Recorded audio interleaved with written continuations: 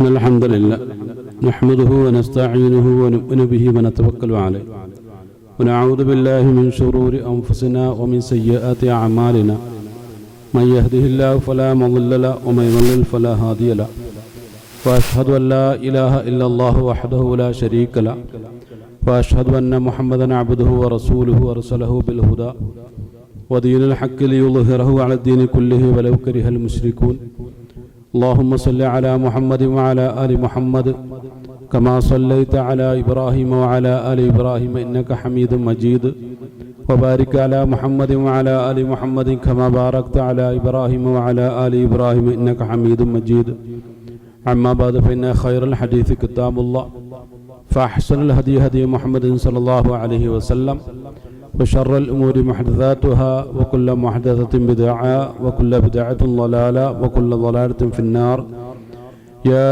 أيها الذين آمنوا اتقوا الله حق تقاته ولا تموتن إلا وأنتم مسلمون أعوذ بالله من الشيطان الرجيم بسم الله الرحمن الرحيم واتل عليهم نبأ الذي آتيناه آياتنا فانسلخ منها نبأ الذي آتيناه آياتنا فانسلخ منها فاتبعه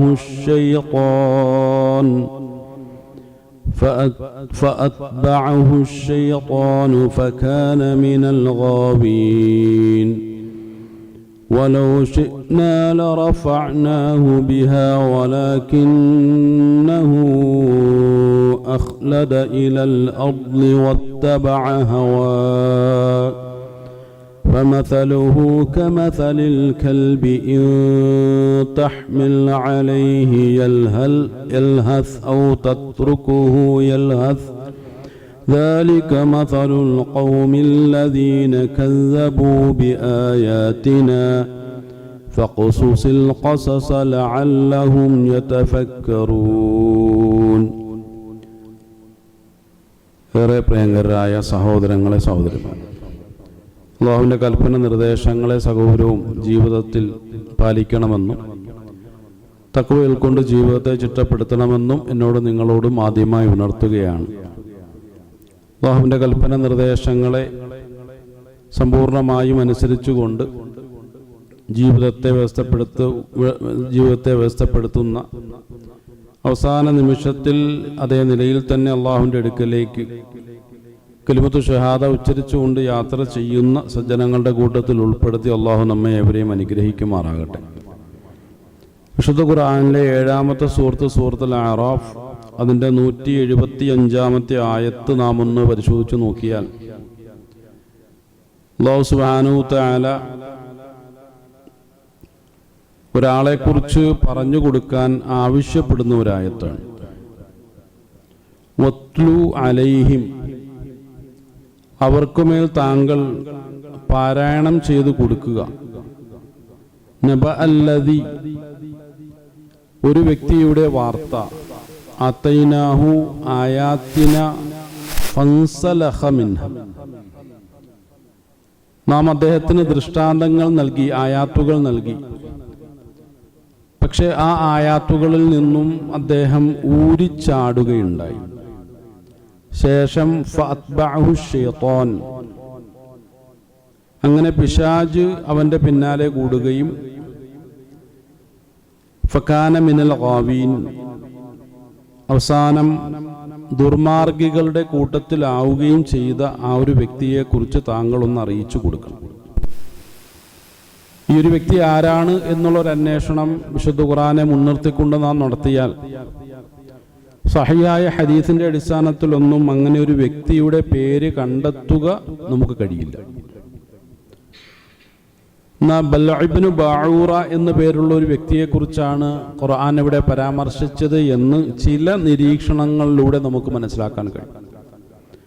അതല്ലെങ്കിൽ റസൂലുള്ളാഹി സ്വല്ലല്ലാഹു അലൈഹി വസല്ലമയുടെ കാലത്ത് ജീവിച്ചിരുന്ന 2 മഹാകവികളെ കുറിച്ചാണ് ഇവിടെ ഖുർആൻ സൂചിപ്പിച്ചത് എന്നുള്ള ചില അഭിപ്രായങ്ങളും പണ്ഡിത മേഖലയിൽ നിന്ന് നമുക്ക് ലഭ്യമാണെങ്കിലും 100% ഇന്ന വ്യക്തിയെയാണ് അള്ളാഹു ഇവിടെ പരാമർശിച്ചത് എന്ന് തീർത്തു പറയുക സാധ്യമല്ല. മറിച്ച് ഇതൊരു വ്യക്തിയാണ്, അല്ലെങ്കിൽ ഒരു വ്യക്തിത്വമാണ്. ഈ വ്യക്തിത്വത്തിന്റെ ദുർഗുണങ്ങൾ ഉൾക്കൊള്ളുന്ന ആളുകളെയൊക്കെ അള്ളാഹു ഇവിടെ ഈ ഒരു ആയത്തിലൂടെ ഉദ്ദേശിക്കുന്നുണ്ട് എന്നുള്ളതാണ് സൂക്ഷ്മമായ നിരീക്ഷണത്തിലൂടെ നമുക്ക് മനസ്സിലാക്കാൻ കഴിയുന്നത്. അപ്പം അള്ളാഹു പറഞ്ഞു വന്ന വിഷയം ഇതാണ്. വ്യക്തി ആരാണ് എന്നന്വേഷിക്കേണ്ട കാര്യമില്ല എന്നുള്ള നിലയ്ക്ക് തന്നെയാണ് ഖുർആൻ ആ ഒരു വ്യക്തിയെ ഇവിടെ പരാമർശിക്കാതിരുന്നത്. ഇതൊരു സമീപനമാണ്, അല്ലെങ്കിൽ ചില രീതികളാണ്. അത്തരം രീതികൾ എന്നിലുണ്ടെങ്കിൽ അത് ഞാൻ മാറ്റണമെന്നാണ് ഈ ആയത്ത് പഠിക്കുന്ന പരിശോധിക്കുന്ന എന്നോട് ഖുർആൻ സൂചിപ്പിക്കാനുള്ളത്. എന്താണ് വ്യക്തിയുടെ പ്രത്യേകത എന്ന് ചോദിച്ചാൽ, നാം മനസ്സിലാക്കിയതുപോലെ തന്നെ അല്ലാഹു സുബ്ഹാനഹു തആല ആയാത്തുകൾ നൽകി, ദൃഷ്ടാന്തങ്ങൾ നൽകി. ആയാത്തുകൾ എന്താണ് എന്ന് ചോദിച്ചാൽ, ഓരോ ആയാത്തുകളും അള്ളാഹുവിലേക്ക് നമ്മെ എത്തിക്കുന്നു എന്നുള്ളതാണ് അതിൻ്റെ ഒരു ചുരുങ്ങിയ വിവരണം. ആയാത്ത് എന്നുള്ള വിഷയത്തെക്കുറിച്ച്, അല്ലെങ്കിൽ ആയത്ത് എന്താണ് എന്നതുമായി ബന്ധപ്പെട്ട് ധാരാളം ചർച്ചകൾ നടന്നിട്ടുണ്ട്. പലപ്പോഴും അത് നമ്മൾ പറഞ്ഞിട്ടുള്ളതുമാണ്. അതായത് ഒരു സ്ഥലത്ത് നമ്മൾ എത്തിപ്പെടുമ്പോൾ ചില തെളിവുകൾ അവിടെ അവശേഷിക്കുകയും ആ തെളിവുകളെ മുൻനിർത്തിക്കൊണ്ട് അവിടെ എന്താണ് എന്ന് നടന്നത് എന്ന് നമുക്ക് മനസ്സിലാക്കി തരുന്ന സംഗതികളെയാണ് ആയത്ത് എന്ന് പറയാറുള്ളത്. അപ്പോൾ ഈ ഭൗതികമായ ലോകത്തേക്ക് നാം ഒന്ന് കണ്ണോടിച്ചാൽ, നമ്മൾ പ്രകൃതിയിലേക്ക്, പ്രപഞ്ചത്തിലേക്കൊക്കെ കണ്ണോടിച്ചു കഴിഞ്ഞാൽ ഇവിടെയുള്ള ധാരാളം വസ്തുക്കൾ അതൊക്കെയും അള്ളാഹുവിൻ്റെ സൃഷ്ടികളാണ് എന്ന് അള്ളാഹു അടിക്കടി നമ്മെ ബോധ്യപ്പെടുത്തിക്കൊണ്ടിരിക്കുകയാണ്. അതുകൊണ്ട് തന്നെ ഒരു കാലത്ത് നമ്മുടെ വൈജ്ഞാനിക മേഖലകളൊന്നും കടന്നു ചെന്നിട്ടില്ലാത്ത പല വിഷയങ്ങളെക്കുറിച്ചും ഖുർആൻ വ്യക്തമാക്കി പറയുമ്പോൾ യുക്തിപരമായിട്ടുള്ള ചില കാഴ്ചപ്പാടുകളോടുകൂടി തന്നെ ഈ ഒരു അവകാശവാദം 100% ശരിയാണ് എന്ന ധാരണയിലേക്ക് നമ്മൾ എത്തുകയാണ്. ഇപ്പൊ ധാരാളം ദൃഷ്ടാന്തങ്ങളെക്കുറിച്ച് വിശുദ്ധ ഖുർആൻ പരിചയപ്പെടുത്തും. ഭൂമിയെക്കുറിച്ച് പറഞ്ഞു. ഇപ്പൊ കഴിഞ്ഞ ആഴ്ച നമ്മൾ പറഞ്ഞു വെച്ചത് ഒട്ടകത്തുകളിലേക്ക് നമ്മുടെ ശ്രദ്ധ ക്ഷണിക്കുന്നതിന് വേണ്ടി വെറുതെ നോക്കാനല്ല ഖുർആൻ പറഞ്ഞത് എന്ന് നമ്മൾ മനസ്സിലാക്കി. ഒരു ഉദാഹരണം എന്നോണം അതിനെ നമ്മളൊന്ന് ഉൾക്കൊള്ളുക, മനസ്സിലാക്കുക. യൻളുറൂന ഇല എന്ന് പറഞ്ഞാൽ കേവലമായ നോട്ടമല്ല എന്ന് നമ്മൾ മനസ്സിലാക്കി. അത് ഒബ്സർവ് ചെയ്യുക എന്നുള്ളതാണ് നേർക്കുനേരെയുള്ള അതിൻ്റെ ഭാഷാന്തരം. അതല്ലാതെ കാണുക, നോക്കുക എന്നുള്ള രൂപത്തിലുള്ള ഈ അർത്ഥം വെക്കൽ തന്നെ തെറ്റാണ്, 100% തെറ്റാണ്. നിങ്ങൾ ഒട്ടകത്തിലേക്ക് നിരീക്ഷിക്കുന്നില്ലയോ എന്ന് നമ്മൾ എന്ത് ചെയ്യേണ്ടി വരും? വീണ്ടും ആ ഭാഷയൊന്ന് പരിഷ്കരിക്കേണ്ടി വരും. എന്നാൽ മാത്രമേ ആ ഖുർആന്റെ വാക്കിനോട് 100% യോജിച്ച് നിൽക്കുന്ന രൂപത്തിൽ, അതിനോട് യുക്തിപൂർവമായ ഒരു സത്യസന്ധത നമുക്ക് പുലർത്തണമെന്നുണ്ടെങ്കിൽ ആ രൂപത്തിൽ തന്നെ നമ്മൾ അതിനെ വീണ്ടും എന്ത് ചെയ്യേണ്ടി വരും? മാറ്റി എഴുതേണ്ടി വരും. നിങ്ങൾ നിരീക്ഷിക്കുന്നില്ലയോ, ഒബ്സർവ് ചെയ്യുന്നില്ലയോ എന്നാണ് ഖുർആൻ ചോദിച്ചിട്ടുള്ളത്. അപ്പൊ ഇത്തരം നിരീക്ഷണങ്ങൾ ഭൂമിയും, അല്ലെങ്കിൽ ഭൂമിയുമായി ബന്ധപ്പെട്ട, അല്ലെങ്കിൽ പ്രപഞ്ച വസ്തുക്കളുമായി ബന്ധപ്പെട്ട മേഖലയിലേക്ക് നാം ഒന്ന് വഴിതിരിച്ചു വിടുമ്പോൾ, നിരീക്ഷണത്തിന്റെ കാഴ്ചപ്പാടോടുകൂടി അതിനെയൊക്കെ ഒന്ന് വിലയിരുത്താൻ നമ്മൾ തയ്യാറാകുമ്പോൾ ഇവിടെ എന്ത് സംഭവിക്കും എന്നുള്ളതാണ്. അവിടെയാണ് പ്രധാനമായും സയൻസിന്റെ വേരുകൾ എവിടെയാണ്. അത്തരമൊരു പഠനമുണ്ടല്ലോ. സയൻസിന്റെ വേരുകൾ എവിടെയാണ് കിടക്കുന്നത്? സയൻസ് എന്ന് പറയുന്നത്, ശാസ്ത്രം എന്ന് പറയുന്നത് ഒരു മരത്തിന്റെ തടിയാണെങ്കിൽ വ്യത്യസ്തമായിട്ടുള്ള അതിൻ്റെ വിഭാഗങ്ങൾ, ഉദാഹരണം ഫിസിക്സ്, കെമിസ്ട്രി, അല്ലെങ്കിൽ ബയോളജി, സുവോളജി, ബോട്ടണി എന്നൊക്കെ പറഞ്ഞിട്ട് വ്യത്യസ്തമായിട്ടുള്ള പല ശാഖകളായിട്ട് അത് തിരിയുന്നുണ്ട്. അതൊക്കെ ഒരു മരത്തിന്റെ ശാഖകളാണെങ്കിൽ ആ മരത്തിന്റെ വേരുകൾ എന്താണ് എന്ന് പരിശോധിച്ചു കഴിഞ്ഞാൽ അതിനെ മെറ്റാഫിസിക്സ് എന്നാണ് വൈജ്ഞാനിക ലോകം നമുക്ക് വ്യക്തമാക്കി തരുന്നത്. അപ്പോൾ ഫിസിക്സ് എന്ന് പറയുന്ന ഒരു സംഗതിയെ ലോകത്ത് രൂപപ്പെടുത്തിയിട്ടുള്ളത് മെറ്റാഫിസിക്സ് ആണ്. അപ്പൊ ശാസ്ത്രത്തിന്റെ അടിസ്ഥാനപരമായ തലത്തെ പൊതുവിൽ നമ്മൾ ഊർജതന്ത്രം അല്ലെങ്കിൽ ഫിസിക്സ് എന്നാണ് പറയാറുള്ളത്. നമുക്കറിയാമല്ലോ, ലോകത്ത് സയൻസ് ആവിർഭവിച്ചിട്ടുള്ളത് എങ്ങനെയാണ്, അതിന്റെ ചരിത്രം നാം ഒന്ന് പരിശോധിച്ച് നോക്കിക്കഴിഞ്ഞാൽ ഫിസിക്സിന്റെ പിതാവ് എന്ന പേരിൽ അറിയപ്പെടുന്ന അൽ ഹൈസം അല്ലെങ്കിൽ ഇബ്നുൽ ഹാസം എന്നറിയപ്പെടുന്ന ഒരു വ്യക്തിയിലൂടെ രൂപപ്പെട്ടതാണ്. അദ്ദേഹമാണ് ആദ്യം സയൻസിന്റെ പിതാവ് ആരാണ് എന്ന് ശാസ്ത്രലോകത്തോട് ചോദിച്ചാൽ, സത്യസന്ധമായ ചരിത്രത്തോട് നമ്മൾ ചോദിച്ചാൽ അത് ഇബ്നുൽ ഹൈസം തന്നെയാണ് എന്ന് വളരെ കൃത്യമായ രൂപത്തിൽ ചരിത്ര വസ്തുതകളെ മുൻനിർത്തിക്കൊണ്ട് തന്നെ നമ്മെ ബോധ്യപ്പെടുത്തുകയാണ്. അത് യാതൊരു തർക്കവുമില്ല. ഇത് യുണൈറ്റഡ് നേഷന്റെ കീഴിലുള്ള വിദ്യാഭ്യാസം കൈകാര്യം ചെയ്യുന്ന യുനെസ്കോ അംഗീകരിച്ചിട്ടുള്ളതാണ്. നമ്മൾ അതിനെക്കുറിച്ചൊന്ന് പഠിക്കാൻ ശ്രമിക്കുക.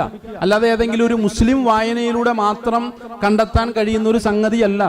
ആഗോളതലത്തിൽ ശാസ്ത്രത്തിന്റെ ശരിയായ ചരിത്രത്തെ സത്യസന്ധമായി ഉൾക്കൊള്ളുന്ന ഏതൊരു വ്യക്തിയും സംശയലേശമന്യേ പറയുന്ന ഒരു സംഗതിയാണ് സയൻസിന്റെ പിതാവ് ആരാണ് എന്ന് ചോദിച്ചാൽ അത് ഇബ്നുൽ ഹൈസം എന്ന പേരുള്ള അല്ലെ അൽ ഹാസൻ എന്ന പേരിൽ അറിയപ്പെടുന്ന ഒരു വ്യക്തിയാണ് എന്ന വിഷയത്തിൽ യാതൊരു സംശയവുമില്ല. എന്തുകൊണ്ട് അദ്ദേഹത്തെ ശാസ്ത്രത്തിന്റെ പിതാവെന്ന് വിളിക്കുന്നു? അതാണ് ഒരു മറ്റൊരു ചോദ്യമെങ്കിൽ, ഇന്നത്തെ സയൻസിനെ ഇന്നത്തെ രൂപത്തിൽ വ്യാഖ്യാനിച്ച മഹാനായിരുന്നു അദ്ദേഹം. കാരണം പഴയ കാലത്തൊക്കെ ഏതെങ്കിലുമൊക്കെ നിരീക്ഷണങ്ങൾ നടത്തിയിട്ട് ഇതാണ് സത്യം, ഇത് യുക്തിയാണെന്നൊക്കെ പറഞ്ഞു വരുമ്പോൾ അതൊക്കെ കേവലം ഫിലോസഫിയാണ്. ഫിലോസഫിയിൽ മാത്രമേ എത്തിയിട്ടുള്ളൂ. അത് സത്യസന്ധമായ രൂപത്തിൽ നമുക്ക് അംഗീകരിക്കാൻ പറ്റുന്ന ഒരു ശാസ്ത്രീയ സത്യമായിട്ടില്ല എന്ന് പറഞ്ഞുകൊണ്ട് അതിന് ഗണിതശാസ്ത്രത്തിന്റെ പിന്തുണ കൂടി ആവശ്യമാണ് എന്ന് ലോകത്താദ്യമായി പ്രഖ്യാപിച്ച വ്യക്തിയാണ്. അപ്പോൾ ആദ്യത്തെ സയന്റിസ്റ്റ് അല്ലെങ്കിൽ ശാസ്ത്രജ്ഞൻ ഇബ്നുൽ ഹൈസം ആണെങ്കിൽ എന്തുകൊണ്ട് അദ്ദേഹത്തെ അങ്ങനെ വിളിക്കുന്നു എന്ന് ചോദിച്ചാൽ അതിന് ശാസ്ത്രീയ ചരിത്രം നമുക്ക് തരുന്ന മറുപടിയാണ്. അപ്പൊ എന്താണ്, നമ്മൾ കഴിഞ്ഞ ആഴ്ച പറഞ്ഞു, പല പല ഘടകങ്ങളിലൂടെയാണ് ഒരു സംഗതിയെ വസ്തുതയായിട്ട് അംഗീകരിക്കുന്നതെങ്കിൽ അല്ലാഹു സുബ്ഹാനഹു വ തആല പറഞ്ഞ എന്താണ്? അഊദു ബില്ലാഹി മിനശ് ശൈത്വാനിർ റജീം അഫലാ യൻദുറൂന ഇലൽ ഇബിലി കൈഫ ഖുലിഖത്. അപ്പോൾ ഒരു സംഗതിയെ വസ്തുതയായി പ്രഖ്യാപിക്കുന്ന അല്ലെങ്കിൽ ശാസ്ത്രീയമായി പ്രഖ്യാപിക്കുന്ന ഒരു സംഗതിയിലേക്ക് നമ്മെ കൂട്ടിക്കൊണ്ടുവന്ന വരുന്ന പല ഘടകങ്ങളുണ്ട്. നമ്മൾ എന്തൊക്കെയാ പറഞ്ഞിട്ടുള്ളത്? 1 ഒബ്സർവേഷൻ ആണ്, 2 ക്വസ്റ്റ്യൻ ആണ്, 3 ഹൈപ്പോത്തീസിസ് ആണ്, 4 അതിന്റെ എന്താണ് എക്സ്പെരിമെന്റേഷൻ ആണ്, 5 കൺക്ലൂഷൻ ആണ്, 6 റിസൾട്ട് ആണ്. ഈ 6 കാര്യങ്ങളിലൂടെയാണ് ഒരു സംഗതി ടെക്നോളജിക്ക് കൈമാറുന്നത്. ഇതാണ് സയൻസിന്റെ റൂട്ട് എന്ന് പറയുന്നത്, അതിന്റെ വഴി എന്ന് പറയുന്നത്. അപ്പൊ ഇതിൽ അല്ലാഹു സുബ്ഹാനഹു വ തആല അഫലാ യൻദുറൂന ഇലൽ ഇബിലി കൈഫ എന്ന് പറയുമ്പോൾ അതിൽ ഒബ്സർവേഷന്റെയും ക്വസ്റ്റ്യന്റെയും 2 തലങ്ങളെ അവതരിപ്പിച്ചു. ഹൈപ്പോത്തിസിസ് എന്നുള്ളത് ബുദ്ധിയുള്ള മനുഷ്യന്റെ ഉത്തരവാദിത്വമാണ്. അപ്പൊ അള്ളാഹു ഒന്നാമത്തെ 2 കാര്യങ്ങൾ അവിടെ അവതരിപ്പിച്ചു ആയത്തുകളിലൂടെ. പിന്നെ ഖുർആനിലൂടെ തന്നെ ചില ശാസ്ത്രീയമായിട്ടുള്ള സത്യങ്ങൾ നേർക്ക് നേരെ തന്നെ അള്ളാഹു അവതരിപ്പിക്കുന്നു. ഒരു ഉദാഹരണം പറഞ്ഞ അഊദു ബില്ലാഹി മിനശ് ശൈത്വാനിർ റജീം അവലം യറല്ലദീന കഫറു അന്നസ് സമാവാതി വൽ അർദ കാനതാ റത്ഖൻ ഫഫതഖനാഹുമാ. ഇത്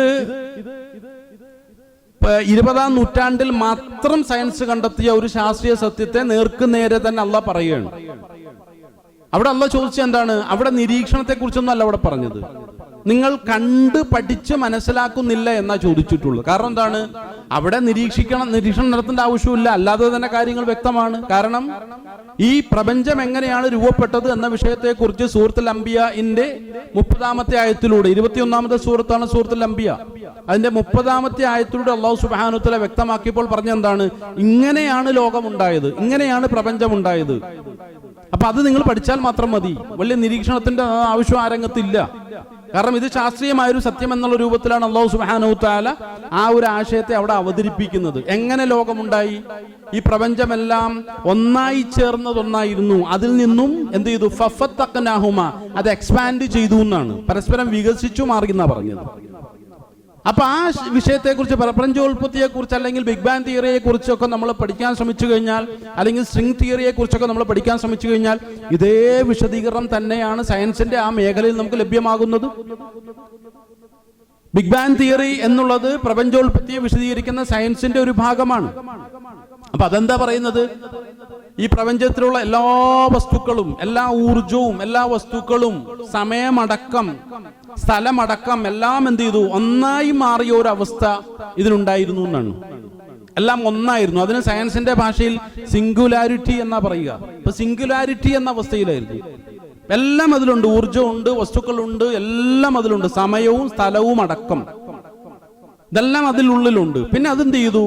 അതിനുള്ളിലുള്ള പുറമേ നിന്നുള്ള ഒരു എനർജിയാൽ അത് പരസ്പരം വികസിച്ചു മാറിയിട്ടാണ് ഇന്നിവിടെ നമ്മൾ കാണുന്നതെല്ലാം രൂപപ്പെട്ടിട്ടുള്ളത്. ഇത് തന്നെയാണ് അല്ലാഹു സുബ്ഹാനഹു വ തആല പറഞ്ഞത്, അന്ന സമാവാതി വൽ അർള. ഈ പ്രപഞ്ചങ്ങളും ഭൂമിയും അടക്കമുള്ള എല്ലാ വസ്തുക്കളും ഖാനത്ത, അതായിരുന്നു, റത്ഖൻ, ഒരു കോസ്മിക് എഗ് പോലെ അല്ലെങ്കിൽ ഒരു സിംഗുലാരിറ്റി പോലെയായിരുന്നു. ഫഫതഖ്നാഹും, ആ പ്രയോഗത്തിൽ തന്നെയുണ്ട് ഒരു എക്സ്പാൻഷന്റെ ഒരു ശബ്ദം, ഒരു ധ്വനി. അങ്ങനെയാണ് അത് വികസിച്ച് മാറിയിട്ടുള്ളത്. പഠിച്ചുകൂടെ? ഇതെപ്പോഴാ ഖുർആൻ ചോദിക്കുന്നത്?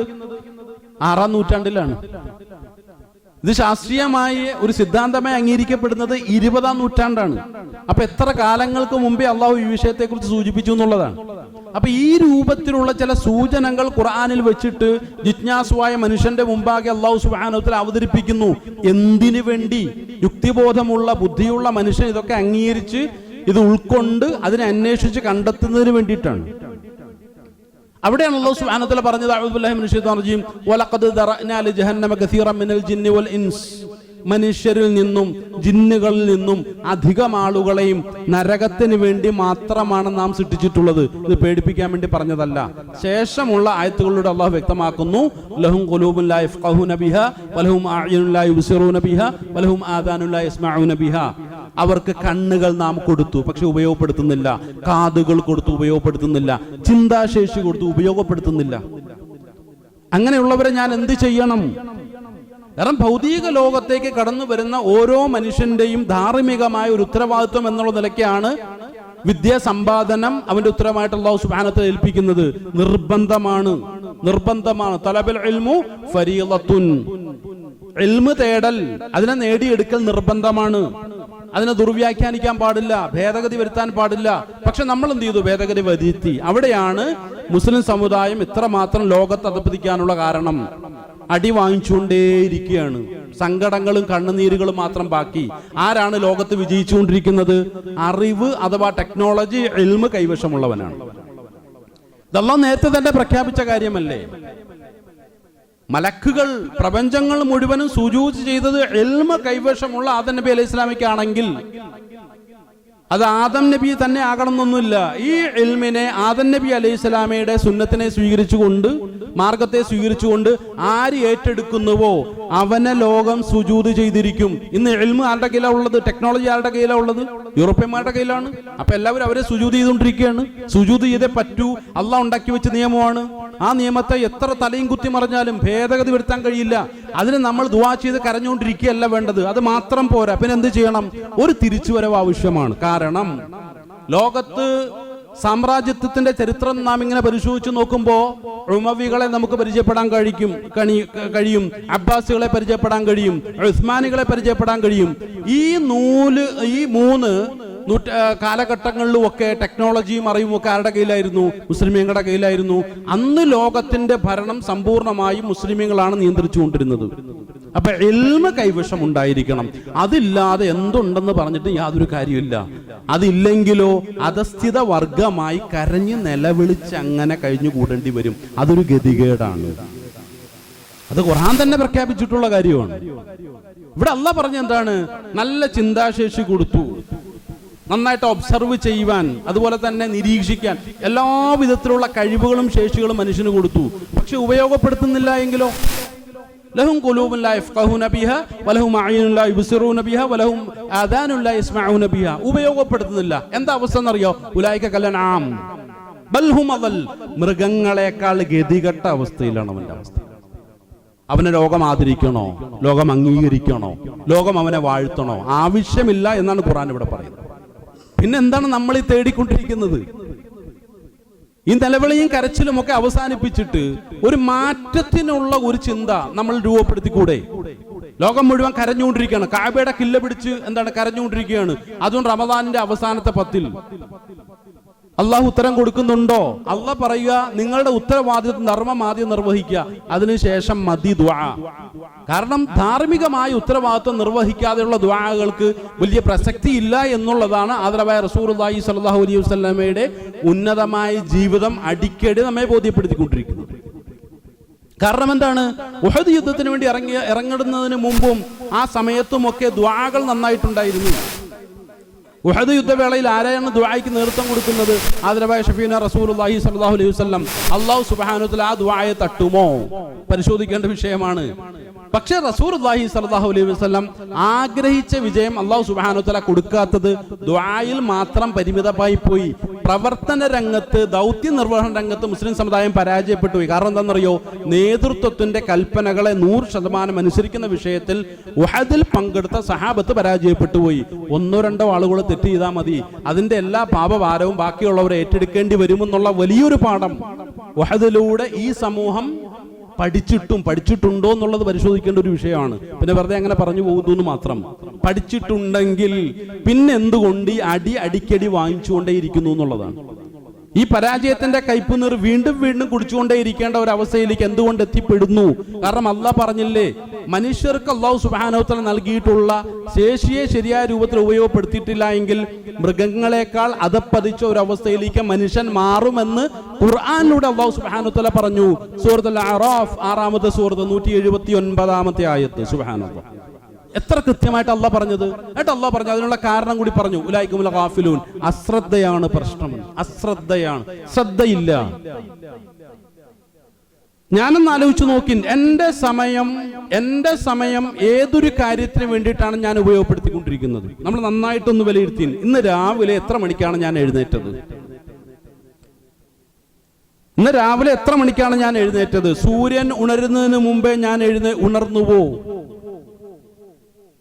അത്രമാത്രം ജാഗ്രതയുള്ള, ജീവിതത്തോട് കൃത്യമായ കാഴ്ചപ്പാടുള്ളവനാണെങ്കിൽ ഒരു മുഅ്മിനെ സംബന്ധിച്ചിടത്തോളം സൂര്യൻ ഉണരുന്നതിന് മുമ്പേ ഉണരും. കാരണം സൂര്യനേക്കാൾ പകൽ സമയത്ത് ജ്വലിച്ചു നിൽക്കേണ്ടവനാണ് അവൻ വൈജ്ഞാനിക രംഗത്ത്. എന്നെക്കൊണ്ട് അതിന് കഴിയുന്നില്ല എന്ന് പറഞ്ഞാലോ എന്ത് ചെയ്യാൻ പറ്റും? എന്നെക്കൊണ്ട് അതിന് കഴിയുന്നില്ല, അതിനുള്ള ശേഷി ഇല്ലേ? എന്റെ വൈകാരികമായിട്ടുള്ള താല്പര്യങ്ങൾ എന്നെ കീഴടക്കുന്നു. എന്റെ പക്വത എന്ത് ചെയ്യുന്നില്ല, എന്റെ വൈകാരികതയെക്കാളും വളരുന്നില്ല. അതാണ് എന്റെ പ്രശ്നം. എങ്കിൽ എന്ത് ചെയ്യാൻ പറ്റും? മുസ്ലിം സമുദായത്തിന്റെ പരാജയത്തിന്റെ പ്രധാനപ്പെട്ട കാരണത്തെ അവിടെ നമുക്ക് എന്നിലൂടെ വായിച്ചെടുക്കാൻ കഴിയും എന്നുള്ളതാണ്. ഞാൻ എന്നെ കുറിച്ച് പഠിക്കുക. ആ സുബഹയ്ക്ക് എഴുന്നേറ്റത് മുതൽ ഇതുവരെ ഞാൻ കുറെ കാര്യങ്ങൾ ചെയ്തിട്ടുണ്ടാവുമല്ലോ. ഇപ്പൊ പള്ളിയിലേക്ക് വരുന്നത് വരെ ഏതൊക്കെ കാര്യവുമായിട്ടായിരിക്കും ഞാൻ ബന്ധപ്പെട്ടിട്ടുണ്ടാവുക. അതിലെത്ര മാത്രം ഈ പറഞ്ഞ കാര്യങ്ങൾ കടന്നു വന്നിട്ടുണ്ട്. ഇപ്പൊ ഞാൻ ഷോപ്പിൽ ഇരിക്കുകയാണ്, ശരിയാണ്. പക്ഷേ അവിടെ ഇടപാടുകാരില്ലെങ്കിൽ എനിക്കൊന്ന് ചിന്തിച്ചുകൂടെ? എന്റെ കയ്യിലുള്ള മൊബൈൽ ഫോൺ എടുത്തിട്ട് ആ ഖുർആനെ ഒന്ന് മുൻനിർത്തി ഒന്ന് ചിന്തിച്ചുകൂടെ? ഏതെങ്കിലും തഫ്സീറിന്റെ ഒരു ഭാഗം ഒന്ന് വായിച്ചുകൂടെ? അടുത്തൊരു ഇടപാടുകാരൻ വരുമ്പോൾ ഞാനത് മാറ്റിവെച്ചിട്ട് അദ്ദേഹവുമായിട്ട് ഞാൻ സംവദിച്ചാൽ മതിയല്ലോ. അല്ലാതെ വെറുതെ ഇരുന്ന് നശിപ്പിക്കേണ്ട കാര്യമില്ല. അപ്പോഴെന്താ ചെയ്യാന്ന് ചോദിച്ചാൽ അപ്പൊ തന്നെ എന്ത് ചെയ്യും? സോഷ്യൽ മീഡിയ എടുക്കും. എല്ലാവരുടെ കയ്യിലും മൊബൈൽ ഉണ്ടാവും. മൊബൈൽ നോക്കിയാണ് അധികം ആളുകളും ഇരിക്കുക. ഡ്രൈവ് ചെയ്യുന്ന സമയത്ത് പോലും അതൊന്ന് നോക്കിയാൽ കൊള്ളാമെന്നുള്ള ആഗ്രഹത്തോടു കൂടിയാണ് പലരും ഉണ്ടാവുക. അത്രമാത്രം സോഷ്യൽ മീഡിയയുടെ ഒരടിമത്തത്തിന് കീഴിലേക്ക് മനുഷ്യർ ഓടിക്കൊണ്ടിരിക്കുകയാണ്. തെറ്റായിട്ടുള്ള വാർത്തകളാണ് ഏറ്റവും അധികം സോഷ്യൽ മീഡിയയിലൂടെ പ്രചരിച്ചു കൊണ്ടിരിക്കുന്നത്. എന്നാലും വേണ്ടില്ല, അതിനെക്കുറിച്ച് ബോധ്യമുണ്ടെങ്കിലും അതിങ്ങനെ നോക്കിയിരിക്കുക, ഇതിങ്ങനെ മാറി മറിച്ചുകൊണ്ടിരിക്കുക, അതൊരു രസമാണ്. അപ്പൊ ആ ഒരു രസത്തിന്റെ കീഴിൽ ഞാൻ ഒരു അടിമത്തം സ്വീകരിക്കുകയാണ്. ഇവിടെ അല്ലാഹു സുബ്ഹാനഹു വ തആല പറഞ്ഞു, അശ്രദ്ധയാണ് പ്രശ്നം. ഉലൈകഹുൽ ഗാഫിലൂൻ, ശരിയായ വിഷയത്തെക്കുറിച്ചുള്ള അശ്രദ്ധയാണ്. ശ്രദ്ധിക്കുന്നുണ്ട്, പക്ഷെ ആവശ്യമില്ലാത്ത കാര്യങ്ങളിലാണ് കൂടുതലും ശ്രദ്ധ. അപ്പൊ ഉലൈകും ലഗാഫിലൂൻ, ഗഫലത്തിന്റെ വഴിയിലേക്ക് അവൻ പോയി. പ്രിയമുള്ളവരെ, ലോകത്ത് വൈജ്ഞാനികമായിട്ടുള്ള ചിന്തകൾ തന്നെ രൂപപ്പെട്ടിട്ടുള്ളത് എന്തിന്റെ അടിസ്ഥാനത്തിലാണ്? അതാ നേരത്തെ സൂചിപ്പിച്ചു വന്ന വിഷയം. ഇതെല്ലാം മുസ്ലിമീങ്ങളുടെ കയ്യിലായിരുന്നുവെങ്കിൽ ഇതിന്റെയൊക്കെ ധാർമ്മികമായ ഉത്തരവാദിത്വം സ്വയം ഏറ്റെടുത്തുകൊണ്ട് വിദ്യാഭ്യാസം എന്നുള്ളത് ഫർളാക്കിയിട്ടുണ്ടല്ല. കാരണം ഖുർആൻ എന്താണ്? വിശുദ്ധ ഖുർആൻ നമസ്കരിക്കണമെന്ന് കൽപ്പിക്കുന്നതിന് മുമ്പേ കൽപ്പിച്ച കാര്യം എത്ര വർഷം മുമ്പാണ്? നമസ്കരിക്കണമെന്ന് അല്ലാഹു സുബ്ഹാനഹു വ തആല അഖീമിസ് സ്വലാ എന്നുള്ള കൽപ്പന കൊടുക്കുന്നതിന് 13 വർഷങ്ങൾക്ക് മുമ്പ് അല്ലാഹു സുബ്ഹാനഹു വ തആല പറഞ്ഞു, ഇഖ്റ ബിസ്മി റബ്ബിക്കൽ ലദീ ഖലഖ എന്ന് പറഞ്ഞു. ഒന്നാമത്തെ ഫർദ് എന്താണ്? ഇഖ്റ ആണ്. അഖീമിസ് സ്വലാ അതിന് ശേഷമാണ്, 13 വർഷങ്ങൾക്ക് ശേഷം. കാരണം നമസ്കാരത്തിലേക്ക് വേണ്ടി ഒരുവൻ കടന്നു വരണമെന്നുണ്ടെങ്കിൽ കുറെ അധികം തിരിച്ചറിവുകളും നല്ല കുറെ ധാരണകളും ആവശ്യമാണ്. ഇതൊന്നും ഇല്ലാത്തൊരു നമസ്കാരക്കാരനാണ് അശ്രദ്ധനായി അല്ലാഹു സുബ്ഹാനഹു വ തആല പറഞ്ഞതുപോലെ അല്ലദീനഹും യുറാഊൻ, മറ്റുള്ളവരെ കാണിക്കാൻ വേണ്ടിയിട്ടുള്ള നമസ്കാരമാണ്. അതുപോലെ തന്നെ എന്താണ്? നമസ്കാരത്തിൽ തീരെ ശ്രദ്ധയില്ലാത്തവനാണ്. അല്ലദീന അൻ സലാത്തിഹിം സാഹൂൻ, യാതൊരു ശ്രദ്ധയില്ലാത്ത നമസ്കാരക്കാരാണ്. അവരെ കുറിച്ച് അല്ലാഹു സുബ്ഹാനഹു വ തആല സൂറത്തുൽ നിസായിലൂടെ വീണ്ടും പറഞ്ഞു. എന്താ പറഞ്ഞത്? അവർ നമസ്കാരത്തിനായി വന്നു കഴിഞ്ഞാൽ അശ്രദ്ധമായിട്ടാണ് അവർ കഴിച്ചുകൂട്ടുന്നത്. വളരെ കുറഞ്ഞ സമയം മാത്രമേ അള്ളാഹുവിനെ കുറിച്ച് ഓർമ്മിക്കുന്നുള്ളൂ. ആരെക്കുറിച്ച് പരിചയപ്പെടുത്തിയപ്പോഴാണ് ഈ രൂപത്തിലുള്ള പരാമർശങ്ങൾ നടത്തിയത്? ശരിയായ ഒരു മുനാഫിഖ് ആരാണ് എന്ന് അല്ലാഹു സുബ്ഹാനഹു വ തആല പരിചയപ്പെടുത്തിയപ്പോഴാണ് ഈ രൂപത്തിൽ പരിചയപ്പെടുത്തിയത്.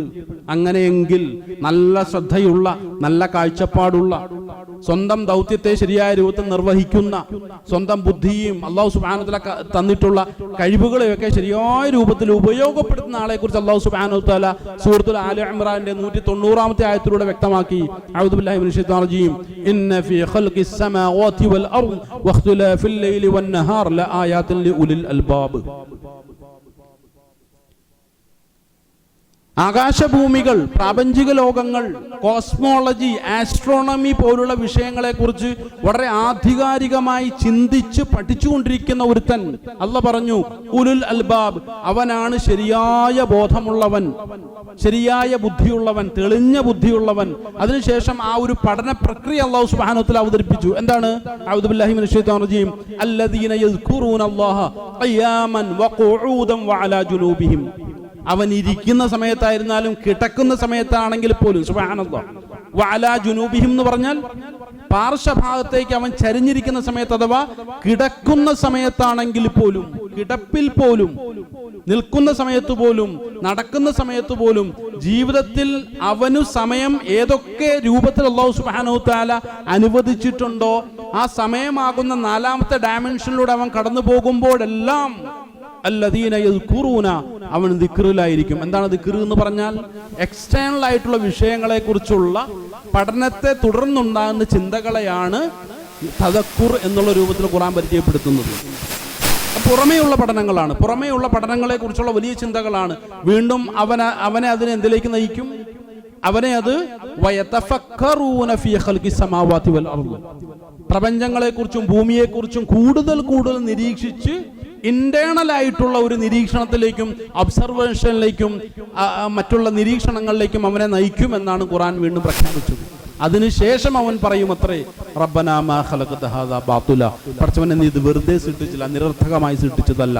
ഇതിൻ്റെയൊക്കെ പിന്നിൽ ഒരുപാട് താല്പര്യങ്ങളുണ്ട്, ഒരുപാട് യുക്തിയുണ്ട്, ഒരുപാട് ബുദ്ധിയുണ്ട്. അതിനെയൊക്കെ കണ്ടെത്തേണ്ട ബാധ്യതയാണ് എനിക്കുള്ളത്. പക്ഷെ ഈ സമയങ്ങളൊക്കെ ഇതിനു വേണ്ടി ഉപയോഗപ്പെടുത്താതെ ഗഫലത്തിന്റെ വഴിയിലൂടെ, അശ്രദ്ധയുടെ വഴിയിലൂടെ, അലസതയുടെ വഴിയിലൂടെ സഞ്ചരിച്ചു കൊണ്ടിരിക്കുന്ന ഒരു ക്ലാസ് റൂമിലിരിക്കുന്ന ഒരു കുട്ടിയെ അടക്കം, ആ കുട്ടിയോട് നിരന്തരം പഠിക്കണം പഠിക്കണം എന്ന് ആവശ്യപ്പെടുന്ന ഒരു മാതാവോ പിതാവോ അലസന്മാരായിട്ട് വീട്ടിലിരിക്കുന്നെങ്കിൽ അവരെ അടക്കം അല്ലാഹു സുബ്ഹാനഹു വ തആല ഉൾപ്പെടുത്തിയിട്ടാണ് പറഞ്ഞിട്ടുള്ളത് മൃഗങ്ങളെക്കാൾ അധപ്പതിച്ച ഒരു ജീവിതം നയിക്കുന്ന ഒരു വിഭാഗം ആളുകളെന്നാണ് പറഞ്ഞിട്ടുള്ളത്. അവിടെയാണ് നമ്മൾ മനസ്സിലാക്കേണ്ടത് എന്താണ് ഈ പഠനത്തിന്റെ പിന്നിലുള്ള അടിസ്ഥാനപരമായ താല്പര്യം. അതാ നേരത്തെ സൂചിപ്പിച്ചത്, എല്ലാ ശാസ്ത്രത്തിന്റെയും വിത്ത് എന്ന് പറയുന്നത്, അതിന്റെ വേര് എന്ന് പറയുന്നത് മെറ്റാഫിസിക്സ് ആണ്. എല്ലാ ശാസ്ത്രത്തിന്റെയും മെറ്റാഫിസിക്സിൽ നിന്നുമാണ് എല്ലാത്തരം ഊർജതന്ത്രങ്ങളും അതിനെ തുടർന്ന് ലോകത്ത് രൂപപ്പെട്ടിട്ടുള്ള എല്ലാത്തരം ശാസ്ത്രങ്ങളും രൂപപ്പെട്ടിട്ടുള്ളത്.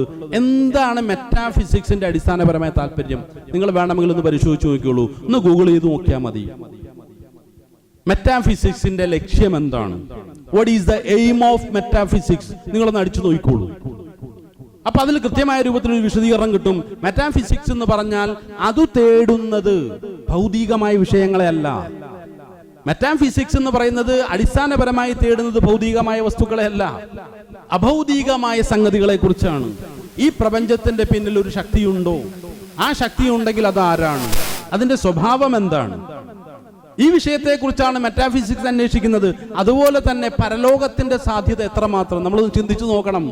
ഒരു മതപരമായ ഒരു വിഷയമല്ല ഇവിടെ ചർച്ച ചെയ്യപ്പെടുന്നത്. ശാസ്ത്രത്തിന്റെ അടിസ്ഥാനപരമായ വിത്തിനുള്ളിൽ നടക്കുന്ന ചർച്ചകളെ കുറിച്ചാണ്. പരലോകമുണ്ടോ? അതിന്റെ സ്വഭാവം എന്താണ്? മരണാനന്തരമുള്ള മനുഷ്യന്റെ ജീവിതത്തിന്റെ അവസ്ഥകൾ എന്തൊക്കെയായിരിക്കും? മനുഷ്യൻ ഈ ഭൂമിയിലേക്ക് കടന്നു വന്നതിന്റെ പിന്നിലുള്ള താല്പര്യങ്ങൾ എന്തൊക്കെയായിരിക്കും? ഈ അടിസ്ഥാനപരമായ പഠനങ്ങളിൽ നിന്നും രൂപപ്പെട്ടതാണ് കാരണം ആ വിഷയങ്ങളെക്കുറിച്ചുള്ള ചോദ്യങ്ങൾക്കുള്ള കൃത്യമായ വിശദീകരണമായിട്ടാണ് ശാസ്ത്രത്തിന്റെ ഓരോ ശാഖകളും ഈ ലോകത്ത് രൂപപ്പെട്ടിട്ടുള്ളത്. ആരിലൂടെ?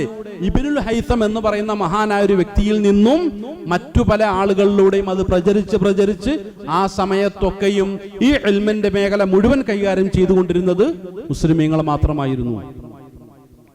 പരിശോധിച്ചു നോക്കേണ്ട വിഷയമാണിതൊക്കെ. എന്നാൽ ഈ ഉത്തരവാദിത്വത്തെ ശരിയായ രൂപത്തിൽ നിർവഹിക്കാത്ത ആളുകൾ, അവരുടെ മറ്റൊരു പ്രത്യേകതയെക്കുറിച്ച് അല്ലാഹു സുബ്ഹാനഹു വ തആല പറഞ്ഞു, അഊദു ബില്ലാഹി മിനശ് ശൈത്വാനിർ റജീം, വത്ലു അലൈഹിം, പ്രവാചകരെ താങ്കളൊന്ന് ഓതിക്കൊടുക്ക്, ഒന്ന് പറഞ്ഞു കൊടുക്ക്, വിശദീകരിച്ചു കൊടുക്ക്.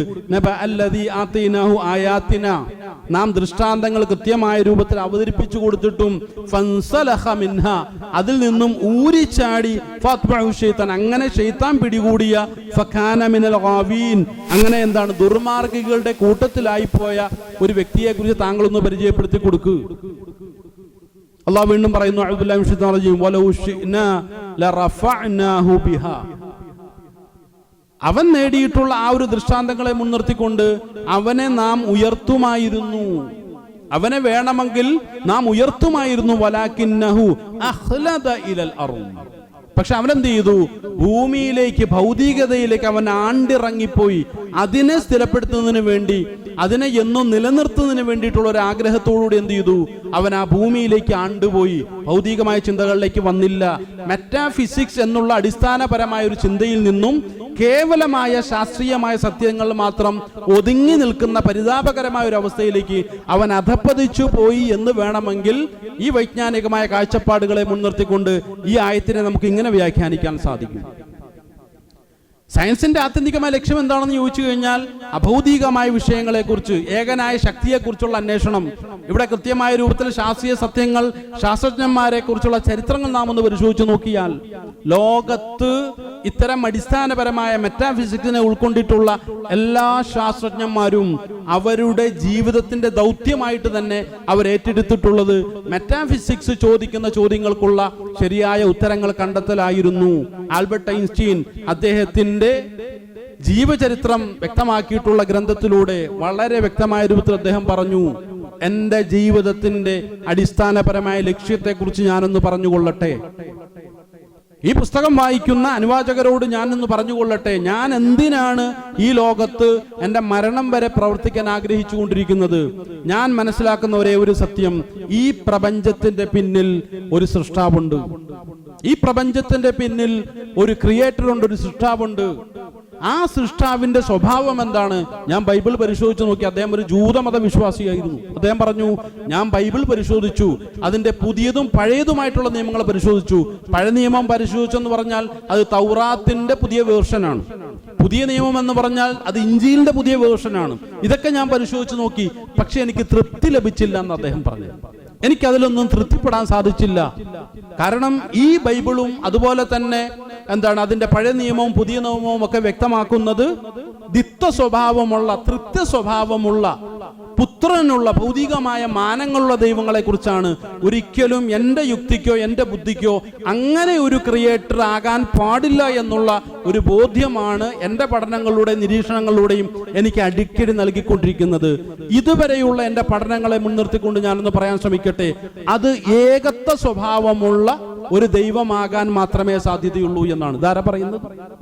ലോകത്തിന്നും തുല്യതയില്ലാത്ത, ശാസ്ത്രലോകത്ത് തുല്യതയില്ലാത്ത ഒരു വ്യക്തിത്വം എന്ന് ശാസ്ത്രലോകം തന്നെ വിലയിരുത്തുന്ന ഒരു അതുല്യനായ ഒരു ശാസ്ത്രജ്ഞൻ ആൽബർട്ട് ഐൻസ്റ്റീൻ അദ്ദേഹത്തിന്റെ ജീവിത കേന്ദ്രത്തിൽ വളരെ കൃത്യമായ രൂപത്തിൽ രേഖപ്പെടുത്തി വെച്ചിട്ടുള്ള കാര്യമാണ്. അദ്ദേഹം പറയുന്നു, ഏകത്വ സ്വഭാവമുള്ള ഒരു ഏകനായ സ്വഭാവം ഉള്ള ഒരു ഏകനായ ദൈവമായ പറ്റൂ എന്നാണ് അദ്ദേഹം പ്രഖ്യാപിക്കുന്നത്. ആ ദൈവത്തെയും തേടിയുള്ള അന്വേഷണങ്ങൾക്കിടയിൽ, ആ ദൈവത്തെയും തേടിയുള്ള കണ്ടെത്താനുള്ള ശ്രമങ്ങൾക്കിടയിൽ അറിയാതെ സംഭവിച്ചു പോയതാണ് സ്പെഷ്യൽ തിയറി ഓഫ് റിലേറ്റിവിറ്റിയും ജനറൽ തിയറി ഓഫ് റിലേറ്റിവിറ്റിയും എന്നൊക്കെയാണ് അദ്ദേഹം വ്യക്തമാക്കുന്നത്. കാരണം ലോകത്തിന്നും ശാസ്ത്രജ്ഞന്മാർക്ക് പോലും വിശദീകരിക്കാൻ കഴിയാത്ത രൂപത്തിൽ, അത്ഭുതകരമായ രൂപത്തിൽ അദ്ദേഹം രൂപപ്പെടുത്തി വെച്ചിട്ടുള്ള അല്ലെങ്കിൽ സംഭാവന ചെയ്തിട്ടുള്ള സയൻസ് ലോകത്തുള്ള വലിയ തിയറികളാണ്. ആ തിയറികൾ പോലും അറിയാതെ ഈ ഒരു അന്വേഷണത്തിനിടയിൽ സംഭവിച്ചു പോയതാണ്, അറിയാതെ ഞാൻ കണ്ടെത്തി പോയതാണ് എന്നാണ് അദ്ദേഹത്തിന്റെ ജീവചരിത്രത്തിൽ അദ്ദേഹം വ്യക്തമാക്കിയിട്ടുള്ളത്. നമ്മൾ ആലോചിച്ച് നോക്കണം. അപ്പൊ ഏകനായ സൃഷ്ടാവിനെ തേടിയുള്ള അന്വേഷണമായിരുന്നു. സർ ഐസക് ന്യൂട്ടന്റെ ചരിത്രം എടുത്ത് നമ്മളൊന്ന് പരിശോധിച്ച് നോക്കും. ഇവരൊക്കെയും ശാസ്ത്രത്തിന്റെ അടിസ്ഥാനപരമായ മെറ്റാഫിസിക്സിനെ അംഗീകരിച്ചിട്ടുള്ളവരാണ്. എന്നാൽ ഒരു കാലഘട്ടം സംഭവിച്ചപ്പോൾ 1851 യൂറോപ്പിലുണ്ടായ വലിയൊരു മാറ്റം, ആ മാറ്റത്തെ നമ്മൾ തിരിച്ചറിയാതെ പോയി കഴിഞ്ഞാൽ നമ്മളൊക്കെ അബദ്ധത്തിൽ ചെന്ന് വിദ്യാഭ്യാസപരമായ വലിയൊരു അബദ്ധത്തിലേക്ക് നമ്മൾ ചെന്ന് ചാടും. ഇന്നത്തെ വിദ്യാഭ്യാസ മേഖലയിലുള്ള സർവമാന പ്രശ്നങ്ങൾക്കുമുള്ള കാരണം എന്ത് എന്നന്വേഷിച്ചാൽ ഈ 1851 യൂറോപ്പിൽ എന്ത് സംഭവിച്ചു എന്നതിനെ കുറിച്ച് നാം പഠിക്കാതെ ഇരുന്നാൽ ശരിയായ ഉത്തരം കിട്ടില്ല എന്നുള്ളതാണ് ചരിത്രം വ്യക്തമാക്കുന്നത്. എന്താണ്? ജോർജ് ഹോളിയോക്ക് എന്ന പേരുള്ള ഒരു വ്യക്തി പുതിയൊരു കാഴ്ചപ്പാടുമായി രംഗത്ത് വന്നു. നമുക്കൊക്കെ സുപരിചിതമായ സെക്യുലറിസം, പലപ്പോഴും രാഷ്ട്രീയ മേഖലയിലും അതുപോലെ തന്നെ നമ്മളുടെ നാടുമായി രാജ്യവുമായി ബന്ധപ്പെട്ടിട്ടൊക്കെ വളരെ ആവേശത്തോടു കൂടി നമ്മൾ പറയുന്ന ഒരു വാക്കാണ് സെക്യുലറിസം. പക്ഷെ വിദ്യാഭ്യാസ രംഗത്തുള്ള, നിരീക്ഷണ മേഖലയിലുള്ള, ശാസ്ത്ര മേഖലയിലുള്ള സെക്യുലറിസത്തിന്റെ പ്രശ്നം എന്താണ് പലപ്പോഴും നമ്മൾ മനസ്സിലാക്കുന്നില്ല. അതിന്റെ അടിസ്ഥാനപരമായ ഒരു താല്പര്യമുണ്ട്. സെക്യുലറിസം എന്നാൽ എന്താണ്? Secularism is physical movement that advocate for the separation of religion of government, education and law എന്നുള്ളതാണ് എന്റെ വിശദീകരണം. എന്താ അത് അഡ്വക്കേറ്റ് ചെയ്യുന്നുണ്ട്, അത് വാദിക്കുന്നുണ്ട്. എന്തിനു വേണ്ടി വാദിക്കുന്നു? അതായത് അതൊരു ഫിസിക്കൽ മൂവ്മെന്റ് ആണ്, അല്ല സൈക്കോളജിക്കൽ മൂവ്മെന്റ് ആണ്. എന്ന് പറഞ്ഞാൽ എന്താണ്? മനഃശാസ്ത്രപരമായി അല്ലെങ്കിൽ തത്വശാസ്ത്രത്തെ മുൻനിർത്തിക്കൊണ്ട് അത് ജനങ്ങൾക്ക് വേണ്ടി വാദിച്ചുകൊണ്ടിരിക്കുകയാണ്. എന്തിനു വേണ്ടിയിട്ടാണ്? ഒരു സെപ്പറേഷൻ ആവശ്യമാണ്. കാരണം ഇപ്പോൾ നമ്മൾ പരിശോധിച്ച് നോക്കിക്കഴിഞ്ഞാൽ മതത്തിന്റെ ഭാഗമായിട്ടാണ് ഇവിടുത്തെ ഗവൺമെന്റ് ഉള്ളത്, എഡ്യൂക്കേഷൻ ഉള്ളത്, അതുപോലെ തന്നെ നിയമവശങ്ങളും ഉള്ളത്. ഇതിനെ നമുക്കൊന്ന് മാറ്റിവെക്കണം. രാഷ്ട്രത്തെ നമുക്ക് മാറ്റണം, രാഷ്ട്രീയ നിയമങ്ങളെ മാറ്റണം, രാഷ്ട്രീയ നിയമങ്ങളെ നമുക്ക് മാറ്റിയെടുത്തേ പറ്റുള്ളൂ. അതുപോലെ തന്നെ എഡ്യൂക്കേഷനെ നമുക്ക് മാറ്റണം. മതത്തിൽ നിന്നും സമ്പൂർണ്ണമായും അതിനെ വേർതിരിക്കണം. നമ്മൾ പലപ്പോഴും പറയാറില്ലേ, നമ്മുടെ പല സ്ഥാപനങ്ങളെ മുൻനിർത്തിയിട്ട് നമ്മുടെ ഈ സ്ഥാപനം ഭൗതിക വിദ്യാഭ്യാസ ആത്മീയ സമന്വയം നടത്തിക്കൊണ്ടിരിക്കുന്ന സ്ഥാപനമാണെന്ന് പറയും. ഇതിന്റെ ചരിത്രം പരിശോധിച്ചാൽ നമ്മൾക്ക് അങ്ങനെ പറയില്ല. കാരണം എന്താ അറിയോ? അത് ഖുർആനിക ഹദീസ് വിരുദ്ധമായിട്ടുള്ളൊരു പ്രഖ്യാപനമാണ്. ഒരിക്കലും ഖുർആനും ഹദീസിനും അംഗീകരിക്കാൻ കഴിയാത്തൊരു പ്രഖ്യാപനമാണ് ഭൗതിക വിദ്യാഭ്യാസ സമന്വയം എന്ന് പറയുന്നത്. അതൊരിക്കലും സമന്വയിക്കില്ല. അല്ലാഹു സുബ്ഹാനഹു വ തആല പറഞ്ഞു, വലാ തൽബിസു ഹഖ്ക ബിൽ ബാത്തിൽ, നിങ്ങൾ ഒരിക്കലും ഹക്കിനെ ബാത്തിലിനോട് കൂട്ടിച്ചേർക്കരുത്, അത് ചേരില്ല എന്ന് പറഞ്ഞ പോലെ ഭൗതിക ആത്മീയതയെ നമുക്കൊരു സമന്വയിക്കാൻ പാടില്ല. സമന്വയിപ്പിക്കുമ്പോഴാണ് പലപ്പോഴും നല്ല തൊപ്പിയും താടിയുമുള്ള ഖുർആൻ പഠിച്ച, ഹദീസ് പഠിച്ച, ഭൗതിക തൽപരരായിട്ടുള്ള ചില ആലിമ്യങ്ങളെ നമ്മൾ അവതരിപ്പിക്കേണ്ടി വരുന്നത്. കാരണം ഈ സമന്വയമാണ് ഇവിടെ സംഭവിച്ചിട്ടുള്ളത്. ഭൗതിക ആത്മീയ സമന്വയം എന്ന് പറഞ്ഞാൽ എന്താണ്? അതിന്റെ ലക്ഷ്യത്തിൽ ഭൗതികത കൂടിയുണ്ട്. അതേ സമയത്ത് പല ആളുകളും എന്ത് ചെയ്യുന്നു? എന്താണ് സയൻസ് പഠിക്കുന്നു, ഫിലോസഫി പഠിക്കുന്നു. അവരെന്ത് ചെയ്യുന്നു? ദീനിന് വേണ്ടിയിട്ടുള്ള ദായികളായിട്ട് ജീവിച്ചുകൊണ്ടിരിക്കുകയാണ്. എന്താണ്? ആത്മീയമായ ലക്ഷ്യത്തിന് വേണ്ടിയിട്ട് മാത്രമാണ് അവരാ ദൗത്യം നിർവഹിച്ചുകൊണ്ടിരിക്കുന്നത്. അവരോട് ചോദിച്ചു നോക്കുക, നിങ്ങൾ എന്തിനാണ് ഈ പ്രവൃത്തിയുമായിട്ട് മുന്നോട്ട് പോകുന്നത്? അവർ പറയും, പരലോകത്ത് രക്ഷപ്പെടണം. അപ്പൊ എന്താണ് ലക്ഷ്യം? ആത്മീയ ലക്ഷ്യമാണ്. അതേസമയത്ത് ഈ അടുത്ത് ഖുർആൻ പഠിക്കാൻ പോയ ഒരു വിദ്യാർത്ഥിയോട് ചോദിച്ചു, മോനെ എന്തിനു വേണ്ടിയിട്ടാ ഖുർആൻ പഠിക്കാനായിട്ട് പോകുന്നത്? അപ്പൊ ആ കുട്ടി എന്ത് ചെയ്തു? നിഷ്കളങ്കമായിട്ട് മറുപടി പറഞ്ഞു, എന്റെ നാട്ടിൽ വലിയൊരു പണ്ഡിതൻ വന്നു, ആ പണ്ഡിതന് കിട്ടുന്ന ആദരവും അംഗീകാരവും അദ്ദേഹത്തിന് എന്താണ് ഓരോ മാസത്തിലും ഏൺ ചെയ്യുന്ന സമ്പത്തിന്റെ വലിപ്പവും ഞാൻ വെച്ച് നോക്കിയപ്പോൾ മറ്റുള്ള ജോലികളെക്കാളും ഏറ്റവും ബെറ്റർ ഇതാണെന്ന് എനിക്ക് തോന്നി. അതുകൊണ്ടാണ് ഞാൻ ഖുർആൻ പഠിക്കാൻ വന്നത്. എൻ്റെ മാതാപിതാക്കളും ഒക്കെ അതിനു വേണ്ടിയിട്ടാണ് എന്നെ പ്രോത്സാഹിപ്പിച്ചതെന്ന് പറഞ്ഞു. പ്രിയമുള്ളവരെ, ഖുർആൻ പഠിക്കാനാണെങ്കിലും ഹദീസ് പഠിക്കാനാണെങ്കിലും ഇത് ഭൗതിക താല്പര്യമാണ്. ഇത് ഭൗതിക വിദ്യാഭ്യാസത്തെ പറയാൻ പറ്റുള്ളൂ. അതുകൊണ്ട് നേടുന്ന വിദ്യാഭ്യാസത്തിന്റെ അടിസ്ഥാനത്തിൽ അതിനെ ഭൗതികമെന്നോ ആത്മീയമെന്നോ ഒരിക്കലും വേർതിരിക്കാൻ കഴിയില്ല. അങ്ങനെ നമ്മൾ വേർതിരിച്ചു കഴിഞ്ഞാൽ അതിൽ സെക്യുലറിസത്തിന്റെ ഒരു ഭാഗമായി നമ്മൾ മാറുന്നു എന്നർത്ഥം. അങ്ങനെ ഒരിക്കലും നമ്മൾ ചിന്തിക്കാൻ പാടില്ല. മറിച്ച് ആത്യന്തികമായ ലക്ഷ്യം എന്താണ്? വിദ്യ നേടുന്നതിന്റെ ആത്യന്തികമായ ലക്ഷ്യം ഈ പറഞ്ഞതുപോലെ അള്ളാഹുവിനെ തേടാൻ വേണ്ടിയിട്ടാണോ? അള്ളാഹുവിനെ അറിയാൻ വേണ്ടിയിട്ടാണോ? ദീനിനെ മനസ്സിലാക്കാൻ വേണ്ടിയിട്ടാണോ? അങ്ങനെയെങ്കിൽ അതിനെ മാത്രം നമ്മൾ എന്ത് ചെയ്യുക? ആത്മീയ വിദ്യാഭ്യാസം എന്ന് പറയുക. അത് കോളേജിൽ പോയിട്ടാണെങ്കിൽ അങ്ങനെ, സ്കൂളിൽ പോയിട്ടാണെങ്കിൽ അങ്ങനെ, ഏതേത് മേഖലകളിൽ നിന്നും ആർജിക്കുന്നു എന്നുള്ളതല്ല. ഈ ആർജിക്കുന്ന ആളുകളുടെ ആത്യന്തികമായ ലക്ഷ്യം എന്താണ്? ഇപ്പൊ നമ്മൾ ബിഗ് ബാങ് തിയറിയെ കുറിച്ച് പഠിക്കുന്നു, അല്ലെങ്കിൽ സ്ട്രിംഗ് തിയറിയെ കുറിച്ച് പഠിക്കുന്നു. അതെന്തിനു വേണ്ടിയിട്ടായിരിക്കണം? 21-ാമത്തെ സൂറത്തിന്റെ 30-ാമത്തെ ആയത്തിനെ വിശദീകരിക്കാൻ വേണ്ടിയിട്ടുള്ള നിയത്തിലാണെങ്കിൽ 100% അവൻ കോളേജിൽ ഇരുന്നു കൊണ്ട് സ്ട്രിംഗ് തിയറി പഠിക്കുന്നതും ബിഗ് ബാങ് തിയറി പഠിക്കുന്നതും 100% എന്താണ്? ആത്മീയ വിദ്യാഭ്യാസമാണെന്ന് നമുക്ക് ഉറപ്പിച്ചു പറയാൻ പറ്റും. ഈ രൂപത്തിൽ എന്താ? സെക്കുലറിസത്തിന്റെ അന്ധമായ വഴിയിൽ ചെന്ന് പെടാതെ നമ്മൾ എന്ത് ചെയ്യുക? നമ്മുടെ വിദ്യാഭ്യാസത്തെ സംസ്കരിക്കുക. വിശുദ്ധ ഖുർആൻ കൊണ്ട്, തിരുസുന്നത്ത് കൊണ്ട് നമ്മൾ അതിനെ സംസ്കരിക്കാൻ തയ്യാറാവുക. അള്ളാഹു കാര്യങ്ങളെ ശരിയാം വിധം മനസ്സിലാക്കാനുള്ള നല്ല ബോധവും ചിന്തയും നൽകി നമ്മെ എവരെയും അനുഗ്രഹിക്കുമാറാണ്.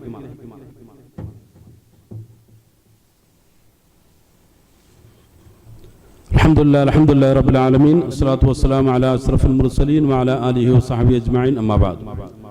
അള്ളാഹുവിൻ്റെ കൽപ്പനകളെ ശിരസാവഹിച്ചുകൊണ്ട് ജീവിതത്തെ മുന്നോട്ട് നയിക്കണമെന്നും തഖ്വയിൽ കൊണ്ട് ജീവിതത്തെ ചിട്ടപ്പെടുത്തണമെന്നും രണ്ടാമത് ഒന്നുകൂടി ഉണർത്തുകയാണ്. അഊദു ബില്ലാഹി മിനശ് ശൈത്വാനിർ റജീം. ബിസ്മില്ലാഹിർ റഹ്മാനിർ റഹീം. വലൗ ശിഅ്നാ ലറഫഅനാഹു ബിഹാ വലാകിന്നഹു അഖ്ലദ ഇലൽ അർദ് വത്തബഅ ഹവാഹു. അല്ലാഹു സുബ്ഹാനഹു വ തആല ഇവിടെ പറഞ്ഞത്, ഈ വിദ്യാഭ്യാസ മേഖലയിലൂടെ പോകുന്ന ആളുകളെയൊക്കെ നാം വേണമെങ്കിൽ ഉയർത്താമായിരുന്നു. പക്ഷെ ഭൗതികമായ താല്പര്യവുമായി നിയത്തുമായിട്ട് വിദ്യ നേടാൻ വേണ്ടി ശ്രമിക്കുന്ന ഒരാളെ സംബന്ധിച്ചിടത്തോളം വത്തബഅ ഹവാഹു, അവൻ തേടിക്കൊണ്ടിരിക്കുന്നത് അവൻ്റെ ഭൗതികമായ വ്യക്തിപരമായിട്ടുള്ള അവൻ്റെ ഇച്ഛയെ മുൻനിർത്തിക്കൊണ്ട് മാത്രമുള്ള താല്പര്യമാണ് അവൻ പിൻപറ്റിക്കൊണ്ടിരിക്കുന്നത്. അതിന് അല്ലാഹു ഒരു ഉദാഹരണം പറഞ്ഞു, ഫമസലുഹു കമസലിൽ കൽബ്, അതൊരു നായയെ പോലെയാണ്. ഇൻ തഹ്മിൽ അലൈഹി യൽഹസ് ഔ തത്റുകുഹു യൽഹസ്. അവനെ താങ്കൾ ഉപദ്രവിച്ചാലും ഉപദ്രവിക്കാതിരുന്നാലും അത് നാക്ക് തൂക്കിയിടുമെന്നുള്ള പറയും. രണ്ട് നിലയ്ക്കുള്ള ഉദാഹരണമല്ല ഇവിടെ പറഞ്ഞിട്ടുള്ളത്. ഒന്നെന്താണ്? ഭൗതികതയോടുള്ള അങ്ങേയറ്റത്തെ അഭിനിവേശം, അതിനോടുള്ള അടങ്ങാത്ത ആർത്തി, അതിൻ്റെ ഒരു പ്രതീകമായിട്ടാണ് നാക്ക് നീട്ടിയിട്ടുകൊണ്ട് അതിൽ കൂടി എന്താണ് ഒലിപ്പിച്ചുകൊണ്ട് നടന്നു നീങ്ങുന്ന ഒരു നായ അതിൻ്റെ ഒരു പ്രതീകമാണ്. ഭൗതികമായിട്ടുള്ള അത്യാർത്തിയുടെ ഒരു പ്രതീകമാണ്. നമ്മളൊരു കല്ലെടുത്ത് അതിനെ എറിഞ്ഞാൽ അതും എനിക്ക് ഭൗതികമായ രൂപത്തിൽ എൻ്റെ വയറ് നിറക്കാനുള്ള എന്തെങ്കിലും ആയിരിക്കുമോ എന്ന് വിചാരിച്ചിട്ട് ഒന്ന് ഓടി മോറിയാലും തിരിച്ചു വന്നിട്ട് അതിനെ ഒന്ന് പരിശോധിച്ച് നോക്കുന്ന ഒരു അവസ്ഥയിലാണ് ഒരു നായയെ നമുക്ക് കാണാൻ കഴിയുന്നത്. ഈ രൂപത്തിൽ ഭൗതികതയിലേക്ക് അങ്ങേയറ്റം ആഴ്ന്നിറങ്ങിയിട്ടുള്ള ഒരു ജന്തുവായിട്ടാണ് അല്ലാഹു സുബ്ഹാനഹു വ തആല നായയെ ഇവിടെ അവതരിപ്പിക്കുന്നത്. ഈ രൂപത്തിലുള്ള മനുഷ്യന്മാരുണ്ട് എന്നാണ് പറയുന്നത്. ആ നായയെ കുറ്റപ്പെടുത്താൻ വേണ്ടിയിട്ടല്ല. യുക്തിബോധമുള്ള നല്ല വിവരവും ബോധവുമുള്ള മനുഷ്യൻ ഈ രൂപത്തിൽ ഒരു ഭൗതികനായി മാറിയാൽ എന്ത് ചെയ്യാൻ പറ്റും? അവന്റെ മുന്നിൽ ഭൗതികത വെച്ചു കൊടുത്താൽ എന്തിനും അവൻ തയ്യാറാകും എന്നുള്ളതാണ്. അല്ലാഹു സുബ്ഹാനഹു വ തആല ഫഖസുസിൽ ഖസസ ലഅല്ലഹും യതഫക്കറൂൻ, നന്നായി ചിന്തിക്കാൻ കഴിയുന്ന ആളുകൾക്ക് മുന്നിൽ ഈ നല്ല ഉദാഹരണം അവതരിപ്പിക്കാനാണ് അല്ലാഹു സുബ്ഹാനഹു വ തആല ഖുർആനിലൂടെ വ്യക്തമാക്കുന്നത്. പ്രിയമുള്ളവരെ, വിദ്യാഭ്യാസത്തിന്റെ അടിസ്ഥാനപരമായ ലക്ഷ്യം എന്താണ് എന്നുള്ളതിനെ കുറിച്ച് നമ്മൾ മനസ്സിലാക്കണം. നിലവിലുള്ള കാഴ്ചപ്പാടുകൾക്ക് അനുസൃതമായ രൂപത്തിൽ മുന്നോട്ട് പോകാതെ സയൻസിന്റെ ആത്യന്തികമായ ലക്ഷ്യം എന്താണ്, ഖുർആനികമായ താല്പര്യങ്ങൾ എന്താണ്, ലോകത്ത് സയൻസ് രൂപപ്പെട്ടിട്ടുണ്ടെങ്കിൽ അതിന്റെ പിന്നിലുള്ള താല്പര്യങ്ങൾ എന്തൊക്കെയായിരുന്നു, ലക്ഷ്യങ്ങൾ എന്തൊക്കെയായിരുന്നു, ആ ലക്ഷ്യത്തിൽ നിന്നും എത്രമാത്രം നമ്മുടെ സമൂഹം ഇന്ന് മാറിയിട്ടുണ്ട്. കാരണം പലപ്പോഴും ഇന്ന് നിരീശ്വരവാദം പോലുള്ള അന്ധമായ കാഴ്ചപ്പാടുകൾ, 100% അന്ധമാണ് എന്ന് നമുക്ക് പറയാൻ കഴിയുന്ന ബുദ്ധിയില്ലാത്ത കാഴ്ചപ്പാടുകൾ പരസ്പരം പലപ്പോഴും എന്താണ് വിതരണം ചെയ്യുന്ന കേന്ദ്രങ്ങളായി നമ്മുടെ വിദ്യാഭ്യാസ സ്ഥാപനങ്ങൾ മാറിയിട്ടുണ്ടെങ്കിൽ, എല്ലാവിധ അരുതായ്മകളുടെയും വിതരണ കേന്ദ്രങ്ങളായി നമ്മുടെ വിദ്യാഭ്യാസ കേന്ദ്രങ്ങൾ മാറിയിട്ടുണ്ടെങ്കിൽ എന്തുകൊണ്ട് അത് സംഭവിച്ചു എന്നുള്ളതിന്റെ കൃത്യമായ ഒരു ഉത്തരമാണ് അല്ലാഹു സുബ്ഹാനഹു വ തആല സൂറത്തുൽ അറാഫിലെ 175, 176 ആയത്തുകളിലൂടെ നൽകുന്നത്. അപ്പം അതിൽ നിന്നും മുക്തി നേടണമെന്നുള്ളതാണ്. നമ്മൾ ആ കഴിയുന്ന രൂപത്തിൽ ഈ രംഗത്ത് നമ്മൾ പരിശ്രമിക്കുക എന്നുള്ളതാണ്. ശരിയായ ബോധവൽക്കരണം നടത്തുക എന്നുള്ളതാണ്. അതിനുള്ള നല്ല ബോധവും തിരിച്ചറിവും നൽകി അള്ളാഹു നമ്മെ എവരെയും അനുഗ്രഹിക്കുമാറാകട്ടെ. മുസ്ലിം ലോകത്തെ അള്ളാഹു അനുഗ്രഹിക്കുമാറാകട്ടെ. നമ്മളിൽ നിന്നും സംഭവിച്ചു പോയുള്ള വലുതും ചെറുതുമായ മുഴുവൻ പാപങ്ങളെയും അള്ളാഹുവിൻ്റെ മഹത്തായ ഫദ്ല് കൊണ്ട് വിട്ടുകൊടുത്ത് മാപ്പാക്കി തരുമാറാകട്ടെ. ലോകത്ത് കഷ്ടപ്പാടുകൾ ദുരിതങ്ങൾ അനുഭവിക്കുന്ന എല്ലാ മുസ്ലിമീങ്ങളെയും എല്ലാവിധ പ്രയാസങ്ങളിൽ നിന്നും അള്ളാഹു കരകയറ്റി അനുഗ്രഹിക്കുമാറാകട്ടെ. പശ്ചിമേഷ്യൻ യുദ്ധത്തിൽ അകപ്പെട്ട് പ്രയാസത്തിൽ കഴിയുന്ന മുസ്ലിം ലോകം, അതുപോലെ തന്നെ വിശിഷ്യ ഫലസ്തീൻ മുസ്ലിമീങ്ങൾ, ഗസയിലെ മുസ്ലിമീങ്ങൾ, എല്ലാവർക്കും അള്ളാഹു സമാധാനം സമാശ്വാസം കൊടുത്ത് അനുഗ്രഹിക്കുമാറാകട്ടെ. നമ്മളിൽ നിന്ന് മരണപ്പെട്ടു പോയിട്ടുള്ള മുഴുവൻ ആളുകളുടെയും ഖബറുകളെ അള്ളാഹു വിശാലമാക്കുകയും മഗ്ഫിറത്തും റഹ്മത്തും കൊടുത്ത് അവരെയൊക്കെ അനുഗ്രഹിക്കുകയും ചെയ്യുമാറാകട്ടെ. പെട്ടെന്നുള്ള മരണങ്ങളിൽ നിന്നും മാരകമായ രോഗങ്ങളിൽ നിന്നും എല്ലാവിധ പ്രകൃതി ദോഷങ്ങളിൽ നിന്നും പ്രയാസങ്ങളിൽ നിന്നും ബുദ്ധിമുട്ടുകളിൽ നിന്നും അള്ളാഹു നമ്മളെ നമ്മുടെ നാട്ടിലുള്ള വീട്ടിലുള്ള കുടുംബത്തിലുള്ള മുഴുവൻ ആളുകളെയും കാത്തുരക്ഷിച്ച് അനുഗ്രഹിക്കുമാറാകട്ടെ. മുസ്ലിം ലോകത്തെ അള്ളാഹു അനുഗ്രഹിക്കുമാറാകട്ടെ. നഷ്ടപ്പെട്ടു ഇസ്സത്തിനെ ഖുർആന്റെയും ഹദീസിന്റെയും തിരിച്ചറിവിന്റെയും വിജ്ഞാനത്തിന്റെ വഴിയിലൂടെ തിരിച്ചെടുക്കാനുള്ള തൗഫീഖും താക്കത്തും കൊടുത്ത് മുസ്ലിം ലോകത്തെ അള്ളാഹു അനുഗ്രഹിക്കുമാറാകട്ടെ. അല്ലാഹുമ്മ ഗ്ഫിർ മുഅ്മിനീന വൽ മുഅ്മിനാത്ത് വൽ മുസ്ലിമീന വൽ മുസ്ലിമാത്ത് വൽ അഹ്യാഇ മിൻഹും വൽ അംവാത്ത്. റബ്ബനാ ആതിനാ ഫിദ് ദുനിയ ഹസന വഫിൽ ആഖിറതി ഹസനത വഖിനാ അദാബന്നാർ. ആമീൻ ബിറഹ്മതിക യാ അർഹമർ റഹീമീൻ. അൽഹംദുലില്ലാഹി റബ്ബിൽ ആലമീൻ.